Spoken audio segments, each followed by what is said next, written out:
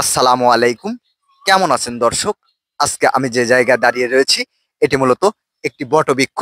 এই বটবৃক্ষের নিচে দাঁড়ানোর উদ্দেশ্য আপনারা দেখতে পাচ্ছেন, এই বটবৃক্ষের যে উপরের অংশে দুটি চাল লাগানো রয়েছে, অর্থাৎ বাঁশ দিয়ে যে প্রস্তুত করা হয়, আমরা মূলত সেটাকে চার বলে থাকি। এই চাল লাগানো রয়েছে।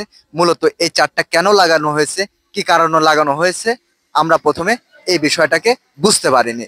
আমরা প্রথমে মনে করেছিলাম হয়তোবা কোনো ত্রান্তিক অথবা কোনো যে সাধু সন্ন্যাসী বলা হয়, এই সাধু সন্ন্যাসী এই চারের উপরে বসবাস করে।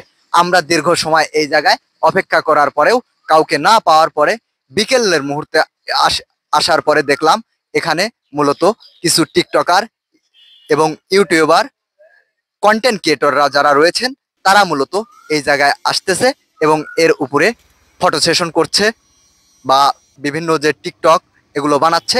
আমরা তারপরে এটা ক্লিয়ার হলাম মূলত এই চারের উদ্দেশ্য কি, এই বট গাছে এই দুইটি চার স্থাপন করার উদ্দেশ্য কি।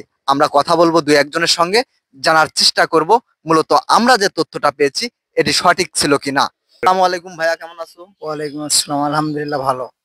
এই যে এইখানে যে মূলত দুইটা বট গাছে যে 4 ফিট করেছে, এগুলো কেন লাগিয়েছে? এখানে অনেক লোকজন এসে বস টস থাকে, আড্ডা মাড্ডা দেয়। এলাকার যে ছেলেপেলে হ্যাঁ, এরাই এরাই লাগিয়েছে মূলত।